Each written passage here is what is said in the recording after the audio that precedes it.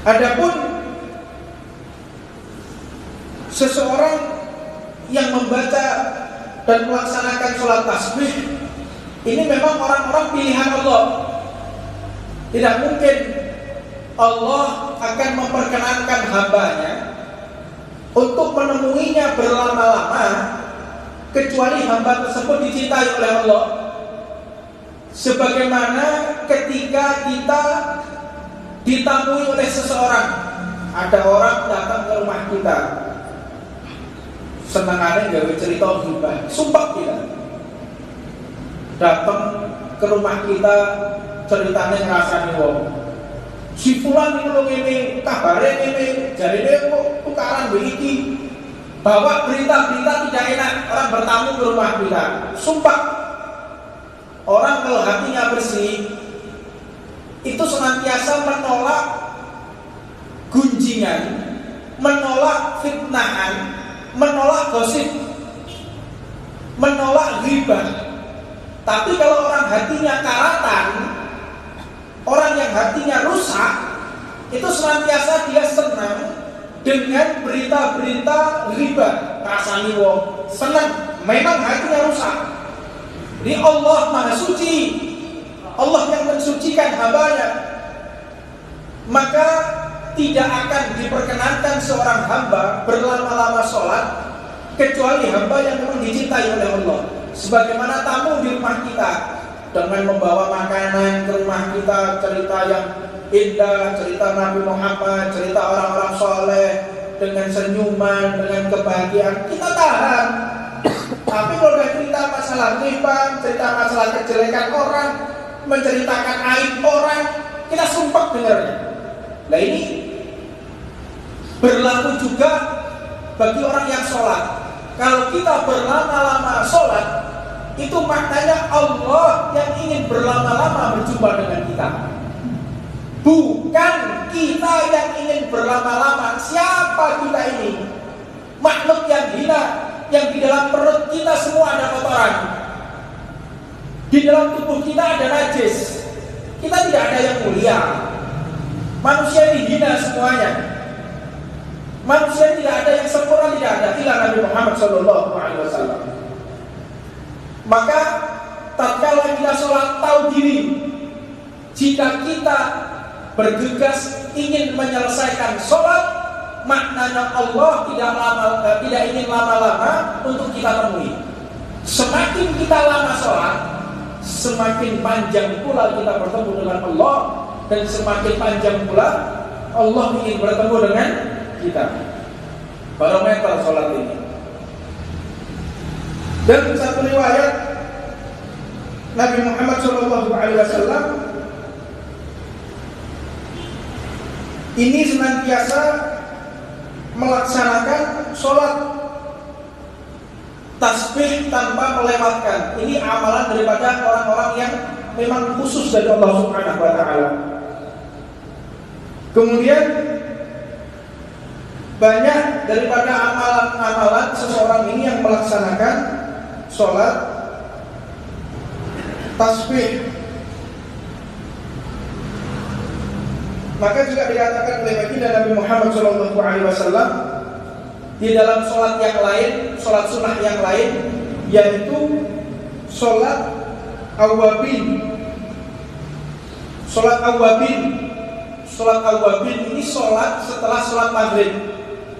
Man sholat ba'dal maghrib sita raka'atin. Barang siapa sholat sunnah 6 rakaat setelah sholat maghrib, la yafsilu bainahunna bi kalamin adlin lahu ibadah idnata asratas sanah. Seseorang yang melaksanakan sholat awwabin 6 rakaat setelah sholat maghrib, 2 rakaat sampai 6 rakaat, maka sebanding dengan dia ibadah selama 12 tahun. 6 rakaat setelah sholat maghrib ini ibadah 12 tahun tanpa berhenti, tanpa makan, tanpa minum. Sholat 12 tahun. Sebanding dengan orang-orang yang umurnya panjang. Makanya Nabi Muhammad itu pernah mengadu kepada Allah, ya Allah, aku ingin menjadi umat yang paling mulia umatku. Maka Allah Subhanahu wa taala berfirman kepada Nabi Muhammad, kuntum khairul ummatin ukhrijat linnas. Engkau ini umat yang paling mulia, bukan karena amalannya, bukan karena ibadahnya, tetapi karena Nabi Muhammad SAW. Bayangkan coba, 6 rakaat dihitung 12 tahun, pendeknya usia tidak menjadi masalah untuk menandingi kemuliaan orang yang ibadah 1000 tahun. Umat dulu umurnya 600 tahun, 700 tahun ibadah, tetapi kita 60 tahun bisa menandingi mereka yang 700 tahun karena dilipat gandakan daripada segala bentuk sunnah. Luar biasa. Bersyukur kita menjadi umat Nabi Muhammad. Dalam sebuah hadis baginda Nabi Muhammad SAW juga mengatakan sangat dianjurkan seseorang ini memakmurkan ibadah dengan menjauhkan dirinya dari bentuk kelalaian. Disebutkan dalam satu riwayat, makruh seseorang ini untuk untuk tidur setelah maghrib. Jadi makruh seseorang itu, atau dibenci, makruh itu maknanya dibenci, orang yang tidur setelah adzan asar, terlebih lagi orang yang tidur setelah adzan maghrib. Sebab kalau orang tidur setelah adzan asar selama 40 hari, otak kira atau bengkok ini, pukul 2 atau miring. Orang 40 hari berturut-turut tidur setelah sholat asar mesti gitu. Gak percaya jajalan bukti 40 hari sholat, 40 hari tidur setelah sholat asar, jajalan atau bengkok. Dalam sisi medis, di dalam pergerakan bumi itu terjadi satu perpindahan alam dari siang ke malam. Gaya gravitasi bumi, apabila seseorang ini tidur dalam keadaan perpindahan dari siang ke malam, mulai dari suhu, temperatur udara sampai gaya gravitasi bumi, ini bisa merusak sel. Kalau seseorang tidur, otomatis dia dekat dengan gravitasi bumi. Dia dekat dengan gravitasi bumi akan merusak sel. Terutama yang rusak adalah sel bagian otak. Kenapa sel bagian otak? Sebab sel bagian otak apabila tidur tidak dialiri dengan darah secara sempurna. Orang kalau tidur, itu darah tidak bisa mengalir secara sempurna. Jadi banyak daripada pembuluh darah pecah akibat stroke, pembuluh darah pecah, ini akibat seseorang yang kurang gerak, dia kurang olahraga, dan banyak dia tidur di sisi sebelah kiri. Tidur sisi sebelah kiri, jantung yang tidak pernah berhenti berdetak, tidak pernah berhenti bekerja. Jika tidur sebelah kiri, maka dihidup dengan organ yang lain. Ini dipahami oleh para ulama kita. Jadi mereka ini benar-benar mengerti tentang ilmu apapun, ilmu apapun, disiplin ilmu apapun mereka mengetahui. Subhanallah. Maka kalau kita benar-benar mengikuti Al-Quran, mengikuti sunnah Nabi, maka kita akan lebih maju daripada ilmuwan manapun. Ini 1500 tahun yang lalu sudah diajarkan Nabi Muhammad. Jadi kalau tidur jangan sampai setelah maghrib, ada pun juga setelah asar, setelah maghrib, jangan sampai seseorang itu tidur. Dan biasanya pintu-pintu gaib yang bentuknya kafir, yaitu seperti santret, tenun, ini masuknya ketika waktu asar. Itu berjaga-jaga di depan rumah, masuk ke dalam tubuh seseorang atau masuk ke dalam rumah seseorang. Santet ini ketika pas maghrib surup, jadi wong ini surup, payah surup. Nah, ini masuk. Lalu di dalam satu saran, beberapa ulama kita menyarankan setelah sholat maghrib, setelah adzan asar, hendaknya kita menutup jendela dan menutup pintu. Jangan membuka jendela, jangan membuka pintu, karena bisa masuk ke dalam santet atau tenun tadi. Kita harus disiplin, pintu kita harus tutup setelah sholat asar, bahaya. Orang-orang yang gak suka dengan kita main gaib, main santet, pasti akan masuk.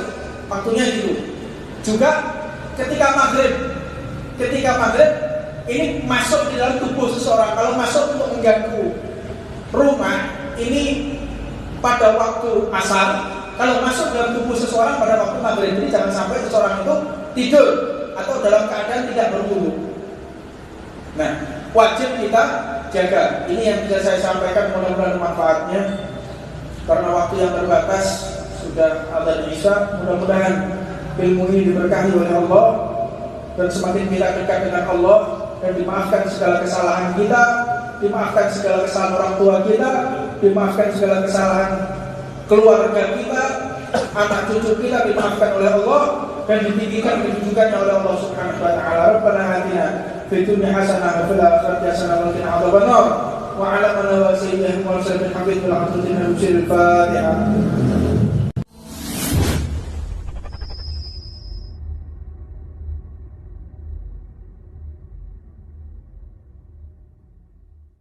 Bismillahirrahmanirrahim. Alhamdulillahirabbil alamin.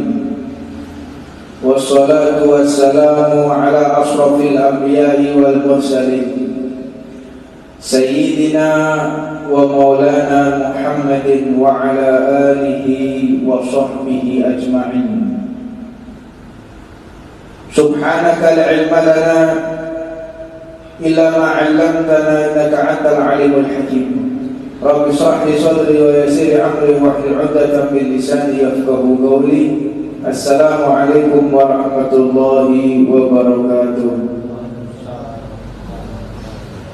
Alhamdulillah, puja dan puji syukur kita haturkan kepada Allah Subhanahu wa taala yang telah memuliakan kita untuk duduk di majelis ta'limnya Nabi Muhammad sallallahu alaihi wasallam.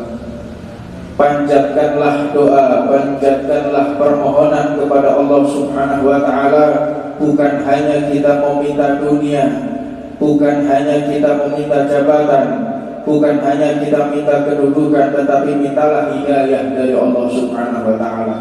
Karena kesemua itu, harta, benda, jabatan, fasilitas apapun, tanpa diiringi dengan hidayah, maka kesemua itu justru akan membuat kita semakin dihinakan di mata manusia, terlebih lagi di mata Allah Subhanahu wa taala. Maka berupayalah di dalam kehidupan ini senantiasa untuk mendekatkan diri kepada Allah Subhanahu wa taala, dan berupayalah untuk selalu menghibur hati baginda Nabi Muhammad sallallahu alaihi wasallam. Al-Imam Abdullah bin Alawi Al-Haddad, beliau menjelaskan daripada penyempurnaan seseorang ini melaksanakan sholat, yaitu dengan melaksanakan sholat sunnah. Sholat sunnah ini adalah satu penyempurna, satu penutup di dalam kesalahan-kesalahan sholat fardu. Di dalam sholat fardu banyak tuntutan, terutama kita di mazhab al-Imam Syafi'i banyak tuntutan. Orang kalau sholat fardu itu wudunya harus benar. Bukan berarti sholat yang tidak fardu wudunya bisa seenaknya, bukan. Tetapi yang lebih khusus lagi memperhatikan ketika ibadah fardu, ibadah wajib. Ibadah wajib kita senantiasa kurang. Kadang di dalam sholat kita melamun, kadang di dalam sholat kita tidak khusyuk, kadang di dalam sholat kita memikirkan selain Allah, kadang di dalam sholat kita tidak tepat waktu, kadang di dalam sholat pakaian kita tidak maksimal, kadang di dalam sholat kita masih ragu atas keabsahan di dalam sholat tersebut. Maka sholat sunnah inilah yang membuat sholat wajib menjadi sempurna. Jadi tujuan sholat sunnah ini untuk menutup kekurangan-kekurangan ketika kita melaksanakan di dalam sholat fardu, sholat wajib. Karena di dalam sholat ini tidak kita pungkiri, pasti banyak kecacatan. Kita cacat sholat kita ini, cacat sholat dalam tadabburnya, dalam khusyuknya, di dalam pemahamannya. Kita ini banyak salah. Nah, untuk menutupi kesalahan itu hendaknya dia melaksanakan sholat sunnah. Dan sholat sunnah yang paling dicintai oleh Allah Subhanahu wa ta'ala yaitu adalah sholat sunnah witir. Innallaha witrun yuhibbul witir. Allah itu ganjil dan mencintai keganjilan. Fa'autiru ya ahlul Qur'an, maka lakukanlah sholat witir wahai kalian yang menjadi keluarga Al-Quran. Siapa sih keluarga Al-Quran itu? Ahlul Quran wa khassatuh. Siapa sih Ahlul Quran itu? Ahlul Quran yaitu orang yang mau taat sepenuhnya kepada Al-Quran, orang yang mencintai Al-Quran lebih dari nyawanya. Karena banyak kisah kemuliaan Al-Quran. Al-Quran ini senantiasa wajib untuk kita junjung tinggi. Al-Quran ini hendaknya kita hormati melebihi daripada kita menghormati kedua orang tua kita. Orang tua kita, kalau kita menyentuhnya itu tidak wajib wudu, tetapi tatkala menyentuh Al-Quran, la masuhu ila mutahharu, tidaklah seseorang ini boleh menyentuh Al-Quran kecuali dia sedang bersuci atau sudah bersuci. La masuhu ila mutahharu, tidak boleh disentuh Al-Quran kecuali orang-orang yang suci. Al-Quran ini memiliki satu keajaiban yang luar biasa. Sebagaimana diceritakan di dalam tafsir Al-Imam Musawi Sahihul Quwah. Sahihul Quwah. Siapa Sahihul Quwah itu? Yang kuat. Siapa yang dimaksud? Yaitu malaikat Jibril. Kenapa dikatakan malaikat Jibril Sahihul Quwah? Karena malaikat Jibril ini yang memfilter firman-Nya Allah. Allah menurunkan firman kepada malaikat Jibril, kepada nabinya melalui malaikat Jibril. Ini ditampung dulu oleh malaikat Jibril, baru diserahkan kepada para nabi. Sebab apabila firman Allah disampaikan di alam semesta ini, bukan pada alam malakut, yaitu alam dunia, alam nasuh, alam indrawi, alam biologi, alam fisika, alam IPA.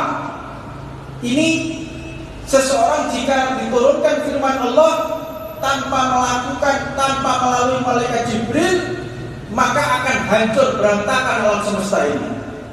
Satu huruf Allah turunkan Al-Quran tanpa malaikat Jibril, berantakan alam semesta ini.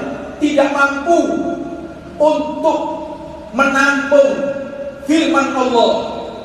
Al-Quran firman Allah, satu keajaiban, satu mukjizat yang paling agung, satu keajaiban yang paling indah, satu ilmu yang paling tinggi, satu tuntunan yang paling sempurna.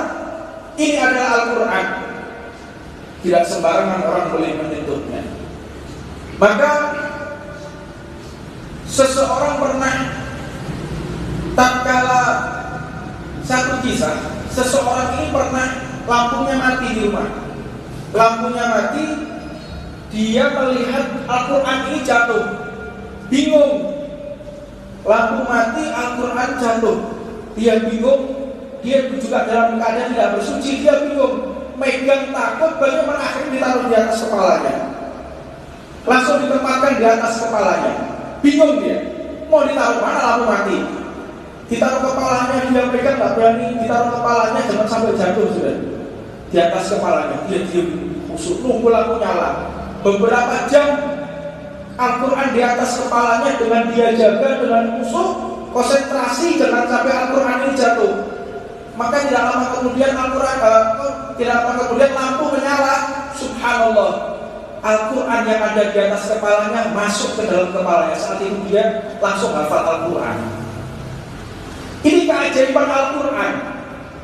Seseorang jika benar-benar mengerti Al-Quran, maka dia tidak akan mengenal satu orang dengan yang lainnya. Di antaranya ketika Al-Habib Muhammad bin Ahmad Al-Mahdar memberikan surat kepada Al-Habib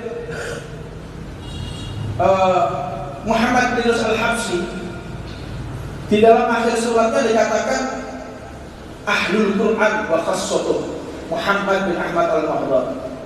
Siapa ini? Ahlul Quran wa khassatuh. Maknanya bagaimana? Beliau ini yang selalu tertaut dengan Al-Quran. Diriwayatkan beliau ini sebanyak 7.000 halaman Al-Quran. Jadi menggali liang lahatnya. Kalau kita Jabal Kubah, itu makamnya Jabal Kubah. Beliau gali makamnya.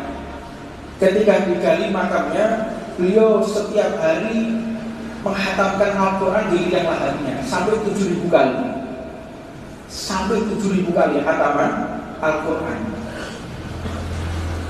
Al-Quran ini menjadi syafaat.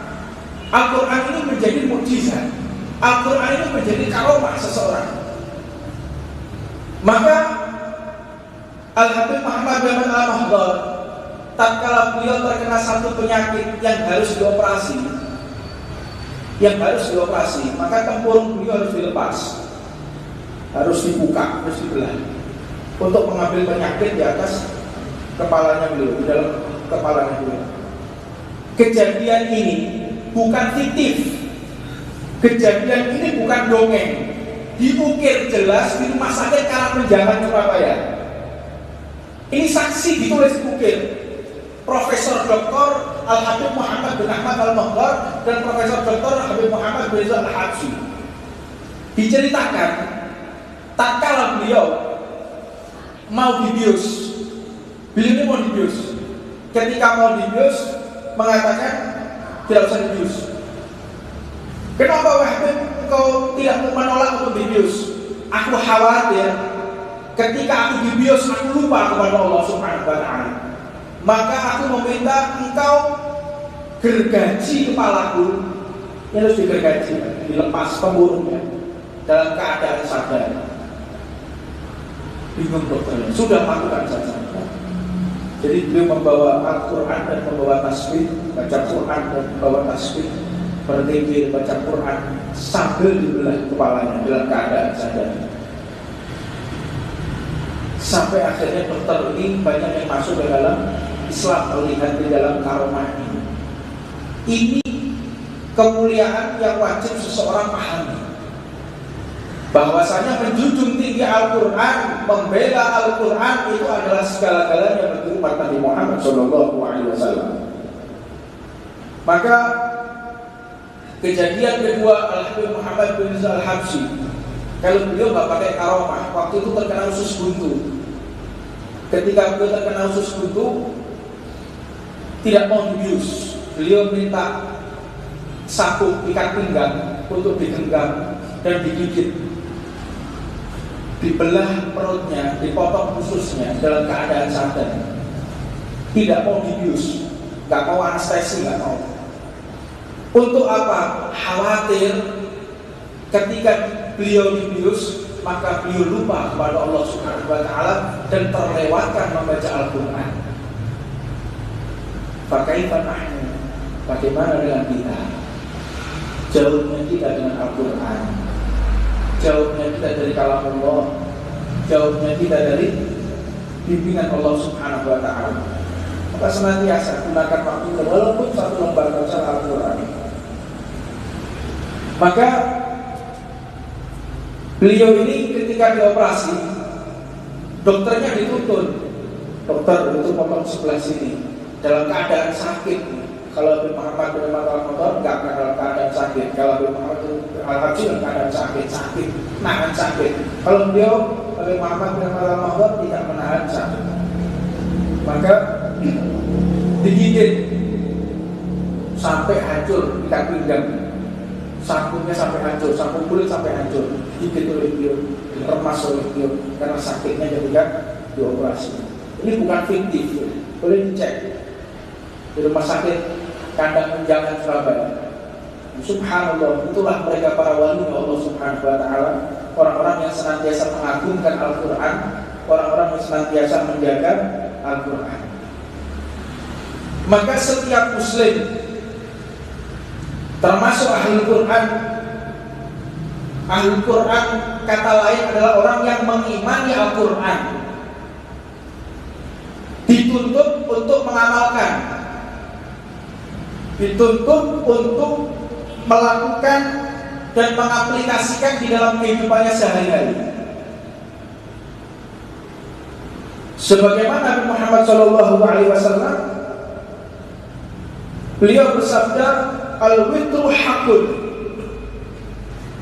lam yutir falaisa minna. Witir, sholat witir ini adalah hak, adalah benar. Barang siapa yang tidak sholat witir, berarti dia bukan bagian dari kami. Jadi bagian dari kami di sini, wurudul hadis di dalam latar belakang sebuah hadis, bukan yang dimaksud orang yang keluar dari Islam, bukan. Tetapi orang khususnya Allah. Orang khususnya Allah itu tidak pernah meninggalkan witir. Orang dekatnya Allah tidak pernah meninggalkan sholat witir. Maka jumlah rakaat di dalam sholat witir ini ada 11 rakaat. Yang paling sedikitnya yaitu 1 rakaat. Orang sholat witir paling banyak 11 rakaat. Orang sholat witir 20 rakaat. Ini bukan sunnah, tapi ada menjadi bid'ah, karena bukan perkara yang diajarkan oleh baginda Nabi. Paling banyaknya seseorang melaksanakan sholat witir 11 rakaat dan paling sedikitnya 1 rakaat. Maka di dalam sholat witir ini senantiasa wajib kita lakukan, wajib kita amalkan untuk menjaga nyawa kita jika terlepas dari jasad. Suatu saat, kapanpun, dimanapun, pasti dan pasti roh ini akan keluar dari jasad. Tapi tatkala digunakan sholat witir, maka roh tersebut akan kembali pada tempatnya. Maknanya bagaimana? Roh kita ini di surga semuanya. Roh kita semua ini, kita berasal dari surga. Kita semua berasal dari surga. Tidak ada di antara umat, tidak ada di antara manusia yang berasal dari neraka, tidak ada. Semua manusia berasal dari surga. Cuman oleh Allah diberikan ujian, dia bisa kembali ke surga atau tidak. Nah, ini orang-orang yang bisa kembali ke surga, orang-orang yang taat atas perintah Allah Subhanahu wa ta'ala. Termasuk untuk menjaga keimanan kita, menjaga kualitas sholat wajib kita, hendaknya seseorang ini juga melakukan sholat duha. Selain sholat witir, hendaknya seseorang itu juga sholat duha. Karena sholat duha ini satu perkara yang Allah berikan kepada khususnya umat Nabi Muhammad untuk melengkapi yang telah Allah tuntutkan. Allah ini menuntut hambanya, setiap pagi itu harus sedekah, setiap pagi harus bertasbih, setiap pagi harus melakukan ketaatan, setiap pagi banyak tuntutan. Tuntutan itu bisa diwakili dengan 2 rakaat sholat duha. Dan yang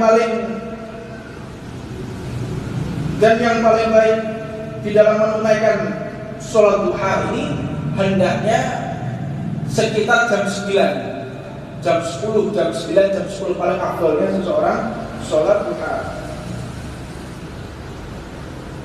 La ilaha illallah. Kembali di dalam witir. Witir ini baginda Nabi Muhammad SAW benar-benar menyarankan, jadi jangan sampai kita meninggalkan di dalam sholat witir. Di dalam sholat duha, Rasulullah SAW bersabda, "Yusbihu ala kulli salam min ahadikum shadaqatun, wa kullu tasbihatin shadaqatun, wa kullu tahmidatin shadaqatun, wa kullu tahlilatin shadaqatun, wa kullu takbiratin shadaqatun, wa amrun bil ma'ruf wa nahy 'anil munkar shadaqatun, wa yujzi'u min dzalika rak'atani yarka'uhuma min ad-duha." Seseorang ini diwajibkan untuk bersedekah di pagi hari, dan tentunya sedekah itu bisa terwakili dengan seseorang membaca tasbih, itu sedekah. Membaca tahmid itu sedekah. Membaca tahlil la ilaha illallah la ilaha illallah ini sedekah. Wa kullu takbiratin sedekah. Wa amrun bil ma'ruf, dan kita mengajak seseorang untuk mengerjakan perkara-perkara yang baik, ini merupakan juga hitungan sedekah. Wa nahyun 'anil munkar shadaqatun, dan termasuk seseorang yang mencegah dari perbuatan mungkar baik dirinya atau orang lain, ini juga termasuk daripada sedekah. Wa yujzi'u min dzalika rak'atani, dan kesemua itu bisa diganti dengan 2 rakaat yaquhuma min ad-duha, yaitu dikerjakan pada waktu duha. 2 rakaat waktu duha ini bisa mengcover, bisa meliputi tuntutan-tuntutan Allah Subhanahu wa taala kepada segenap hambanya. Beliau Nabi Muhammad SAW pun bersabda, "Man hafadha ala saf'ati duha ghufirat lahu dhunubuhu walau kanat mithla zabadil bahr." Seseorang yang melaksanakan sholat duha, niscaya dosa-dosanya akan diampuni oleh Allah meskipun sebanyak butiran buih di lautan. Ini subhanallah, seseorang yang melaksanakan sholat duha, dia mendapatkan pengampunan dari Allah Subhanahu wa taala. Adapun sholat sunnah yang lain yang juga tidak kalah pentingnya, yaitu adalah sholat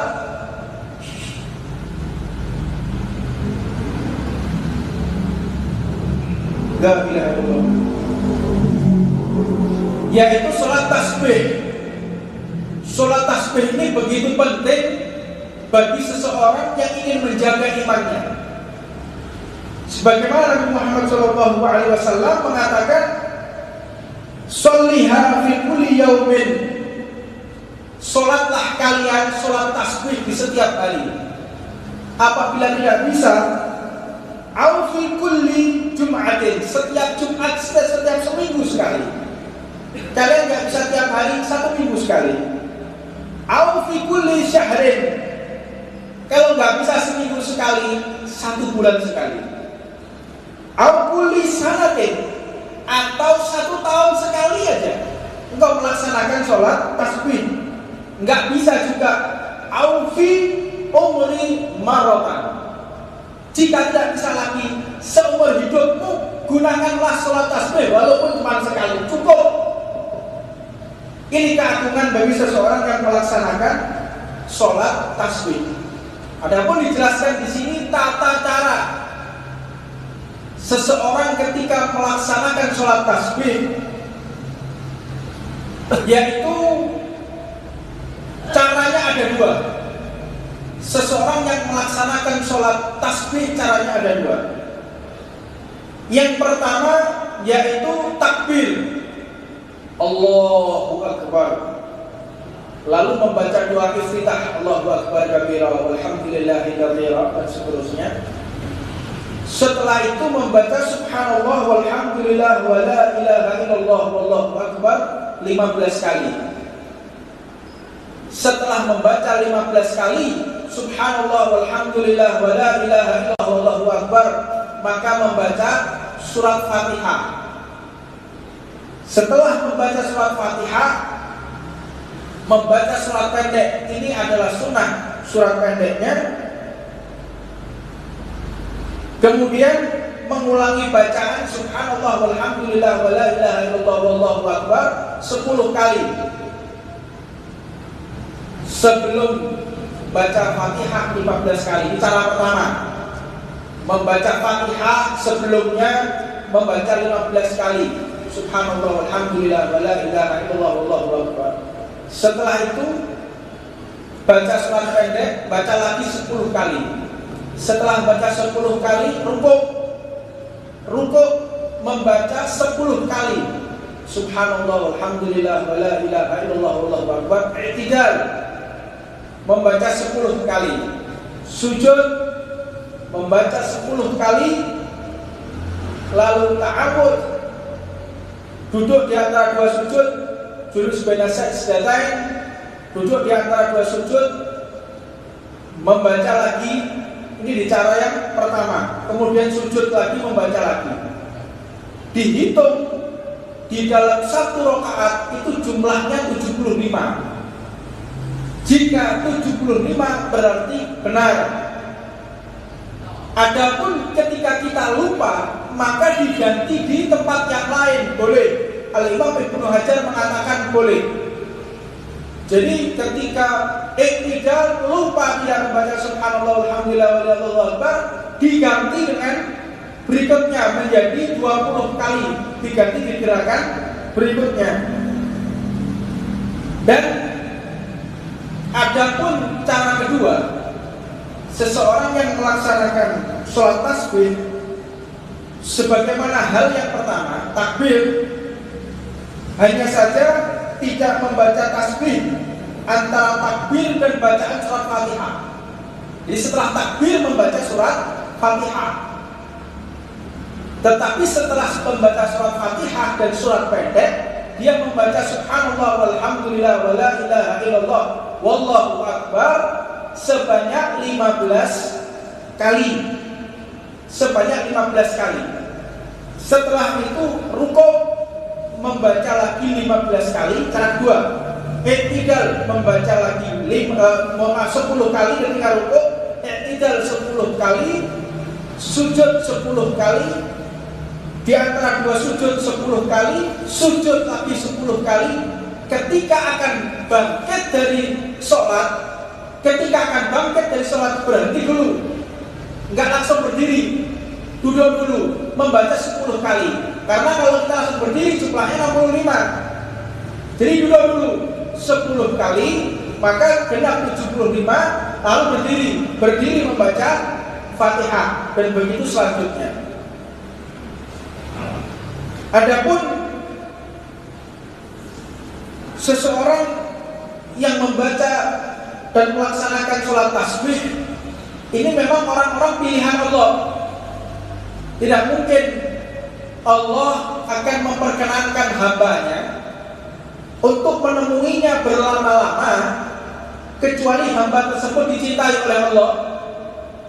Sebagaimana ketika kita ditamui oleh seseorang, ada orang datang ke rumah kita, senangannya gawe cerita ghibah, sumpah kita datang ke rumah kita, ceritanya ngerasani wong, si fulan itu ngene, kabare ngene, jarine kok tukaran begini, bawa berita-berita tidak enak, orang bertamu ke rumah kita. Sumpah, orang kalau hatinya bersih itu senantiasa menolak gunjingan, menolak fitnahan, menolak gosip, menolak ghibah. Tapi kalau orang hatinya karatan, orang yang hatinya rusak, itu senantiasa dia senang dengan berita-berita ghibah, rasani wong, senang, memang hatinya rusak. Ini Allah Maha Suci, Allah yang mensucikan hambanya, maka tidak akan diperkenankan seorang hamba berlama-lama sholat kecuali hamba yang memang dicintai oleh Allah. Sebagaimana tamu di rumah kita dengan membawa makanan ke rumah kita, cerita yang indah, cerita Nabi Muhammad, cerita orang-orang soleh, dengan senyuman, dengan kebahagiaan, kita tahan. Tapi kalau cerita masalah riba, cerita masalah kejelekan orang, menceritakan aib orang, kita sumpah dengarnya. Nah ini berlaku juga bagi orang yang sholat.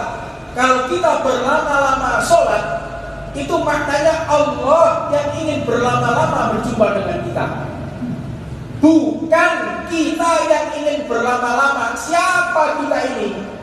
Makhluk yang hina, yang di dalam perut kita semua ada kotoran, di dalam tubuh kita ada najis.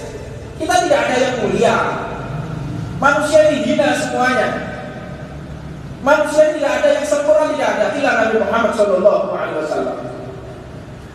Maka tatkala kita sholat, tahu diri, jika kita bergegas ingin menyelesaikan sholat, maknanya Allah tidak ingin lama-lama untuk kita temui. Semakin kita lama sholat, semakin panjang pula kita bertemu dengan Allah, dan semakin panjang pula Allah ingin bertemu dengan kita. Barometer sholat ini. Dan satu riwayat Nabi Muhammad SAW ini senantiasa melaksanakan sholat tasbih tanpa melewatkan. Ini amalan daripada orang-orang yang memang khusus dari Allah Subhanahu wa Ta'ala. Kemudian banyak daripada amalan-amalan seseorang ini yang melaksanakan sholat tasbih.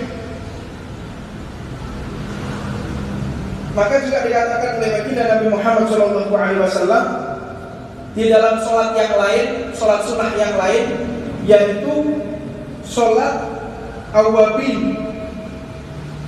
Sholat awwabin. Sholat awwabin ini sholat setelah sholat maghrib. Man sholat ba'dal maghrib sita raka'atin.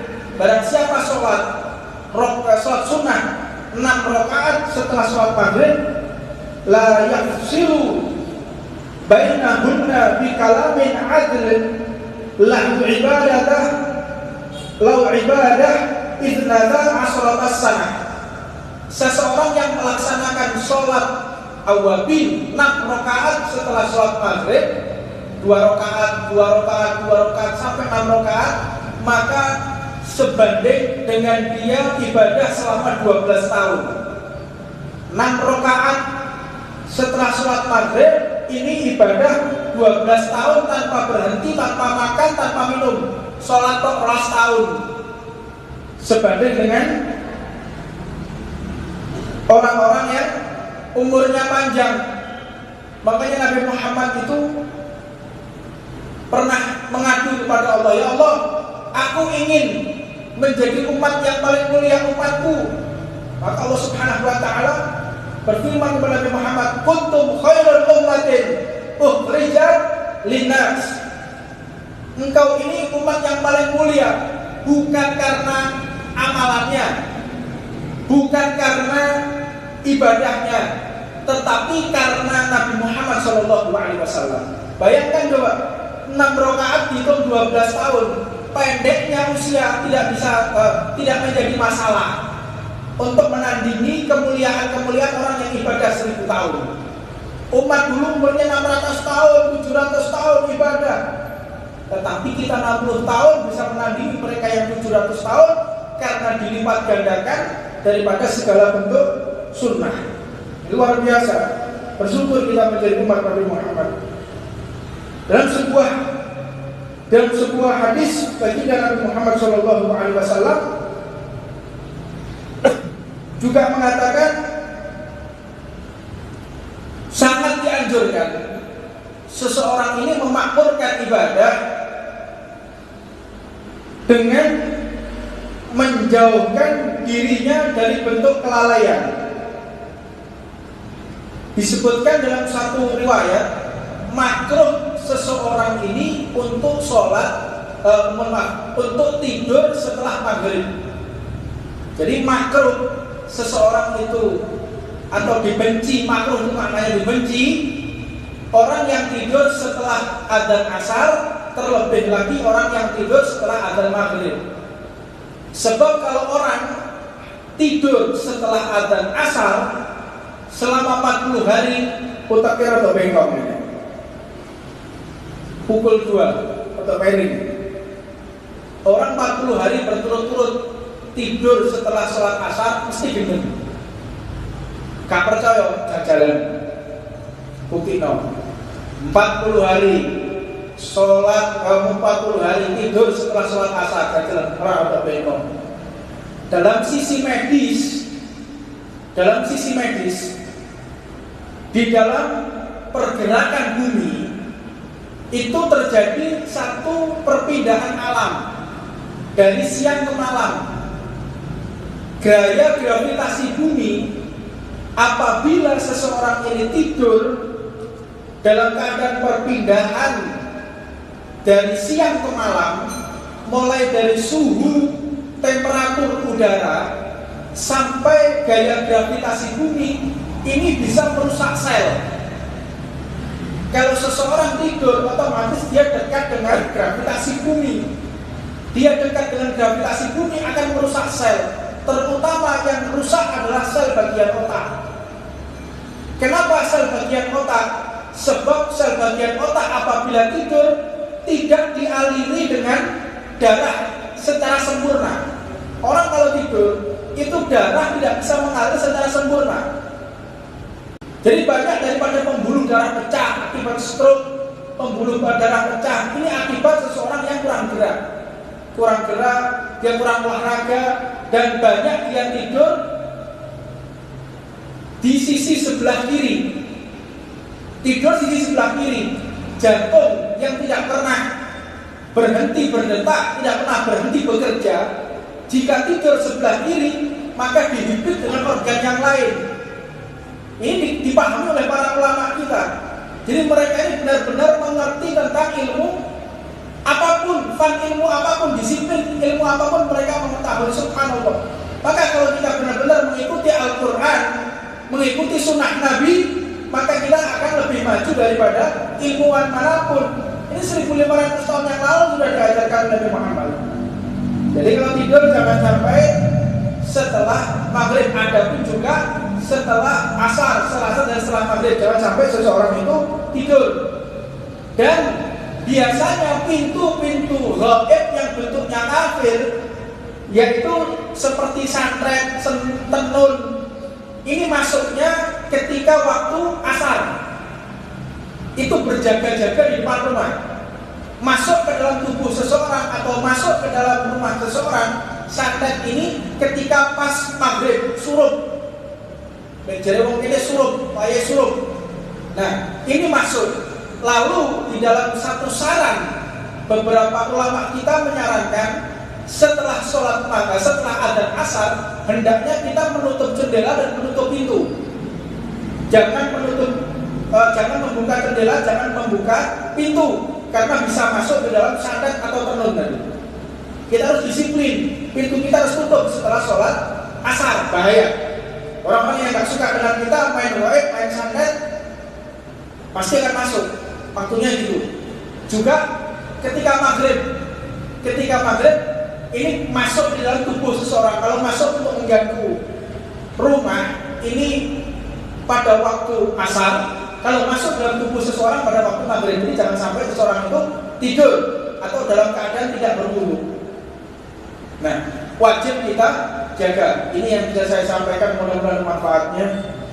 Karena waktu yang terbatas, sudah adzan Isya, mudah-mudahan ilmu ini diberkahi oleh Allah dan semakin kita dekat dengan Allah, dan dimaafkan segala kesalahan kita, dimaafkan segala kesalahan orang tua kita, dimaafkan segala kesalahan keluarga kita, anak cucu kita dimaafkan oleh Allah, dan ditinggikan kedudukannya oleh Allah Subhanahu wa taala. Rabbana atina fid dunya hasanah wa fil akhirati hasanah wa qina adzabannar. wa ala man wa sayyidina Muhammad bin Habib al-Abdul Fatihah.